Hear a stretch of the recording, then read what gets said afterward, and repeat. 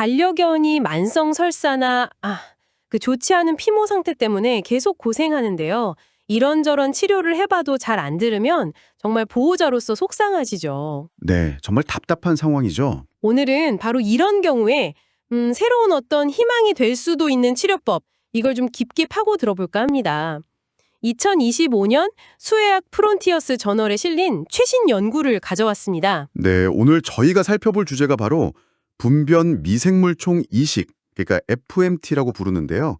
이게 반려견에게 어떤 영향을 미치는지 노르웨이에서 진행된 소규모 예비 연구 결과를 좀 보려고 합니다. FMT요? 네, 뭐랄까 쉽게 말하면 건강한 개의 장 속에 있는 미생물 환경 있잖아요.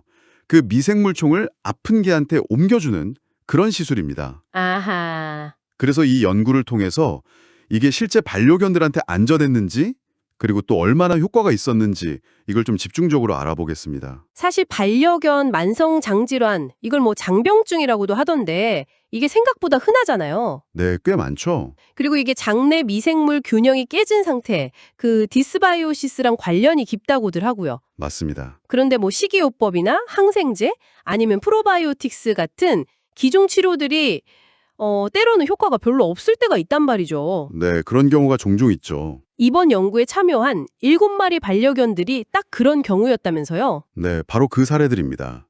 3주 이상 원인 모를 설사가 계속되고 피모 상태도 안 좋고 다른 치료에는 전혀 반응이 없었던 개들이었죠.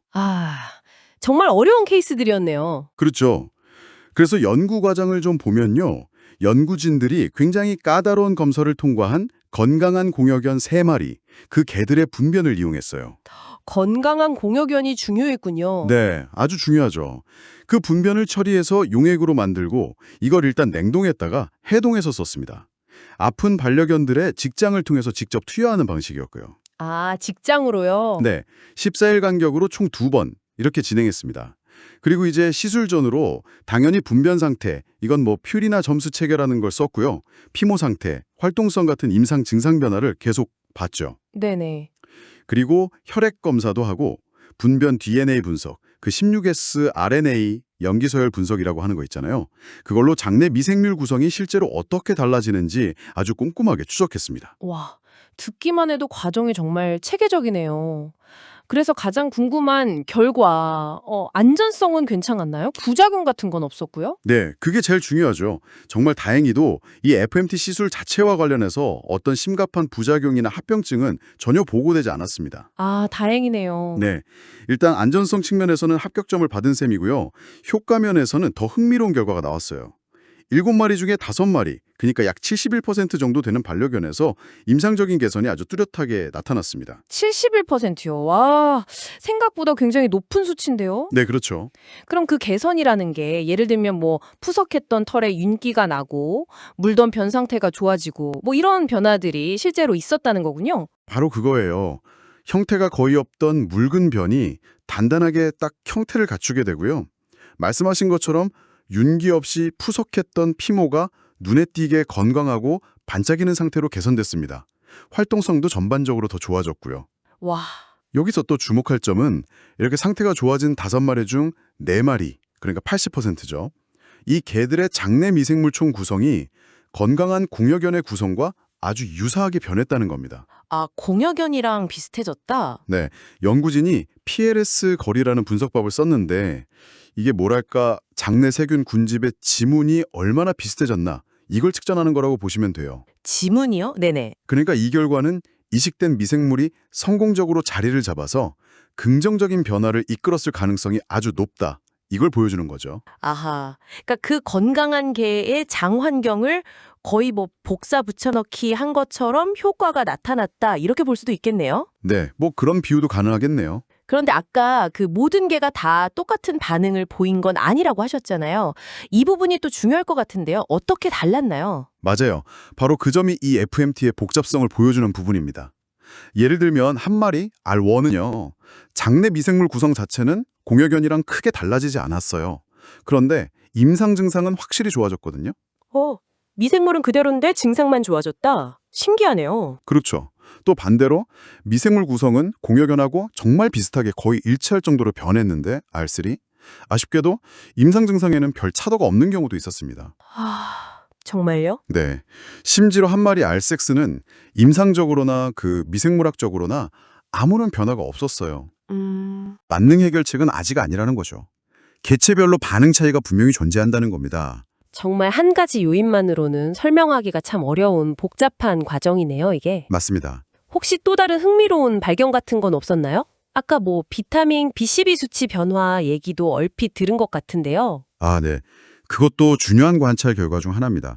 보통 만성장 질환 있는 개들은 혈중에 비타민 B12 수치가 좀 낮은 경우가 많거든요. 네. 그런데 이번 연구에서 임상적으로 회복된 개들한테서 이 B12 수치가 증가하는 경향이 보였어요. 오, B12가 올라갔군요. 네. 이게 아마도 장 기능이 개선되면서 영양소 흡수가 좋아졌거나 아니면 장 건강 자체가 회복되었다는 어떤 신호일 수 있겠죠. 비타민 B12가 특정 장내 세균에 의해서 합성되기도 하거든요. 아, 세균에 직접 만들기도 하는군요. 네, 그런 종류들이 있습니다. 다만 대부분의 일반적인 혈액 검사 항목들 있잖아요. 거기서는 큰 변화가 없었어요. 이걸 보면 FMT의 주된 영향이 아무래도 장 내부 환경하고 전신적인 임상 증상 개선 이쪽에 좀 더 집중되고 혈액 지표들을 당장 확 바꾸진 않을 수도 있다. 이렇게 생각해 볼 수 있습니다. 자, 그럼 이제 정리를 좀 해볼까요? 이 연구 결과가 지금 반려견과 함께 하시는 우리 청취자분들께 어떤 실질적인 의미가 있을지 핵심만 딱 짚어주시면 좋겠습니다. 네, 핵심은 이거라고 봅니다. 기존 치료에 잘 반응하지 않는 만성적인 설사나 피부 문제로 고생하는 반려견에게 이 FMT가 잠재적인 다음 단계 치료 옵션이 될 수 있다. 이런 가능성을 보여줬다는 점이죠. 다음 단계 치료 옵션. 네.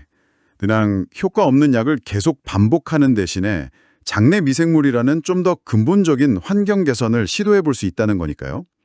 또 이 연구는 균형 잡힌 장내 미생물총이 단순히 소화 문제를 넘어서 피모 상태 같은 전반적인 건강에도 얼마나 중요한 역할을 하는지 다시 한번 생각하게 해줍니다. 그렇죠. 장 건강이 정말 중요하죠. 그리고 장기적으로 보면 요즘 항생제 내성 문제도 심각하고 항생제 사용 자체가 장내 환경을 좀 교란시킬 수 있잖아요. 네, 맞아요. 그런 문제에 대해서 FMT 같은 대안적인 접근법이 어떤 가치를 가질 수 있을지도 한번 생각해 볼 필요가 있다는 겁니다. 네, 잘 알겠습니다.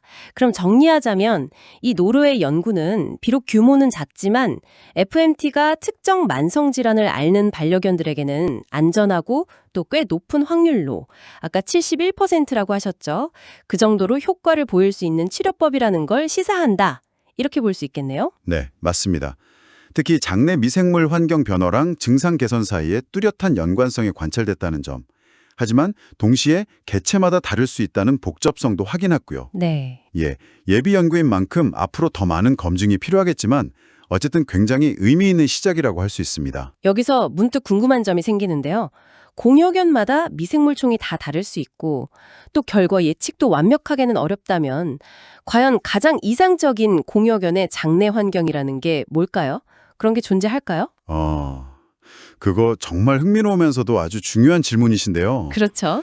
어쩌면 미래에는 여러 건강한 공여견의 샘플을 좀 섞어서 쓴다거나 아니면 아픈 반려견의 상태에 딱 맞춰서 최적화된 맞춤형 FMT 같은 게 가능해질지도 모르죠. 맞춤형 FMT. 더 나아가서요. 반려동물이 가장 건강할 때 그때 자기 분변 샘플을 미리 좀 채취해서 보관해 두는 거예요. 그랬다가 나중에 필요할 때 예를 들어 항생제 치료를 오래 받았다거나 할 때 사용하는 거죠. 자가 FMT라고 할 수 있을까요? 와, 자가 FMT. 자기 걸 보강했다 쓴다? 네. 연구 노트에서도 그 바이오 코드 뱅크, 노르웨이 이런 개인 연구 노트 언급이 잠깐 있었는데 어쩌면 정말 동물의 분변을 그냥 폐기물이 아니라 미래 건강을 위한 아주 귀중한 자원으로 복원하는 시대가 올지도 모르겠습니다. 여러분의 생각은 어떠신가요?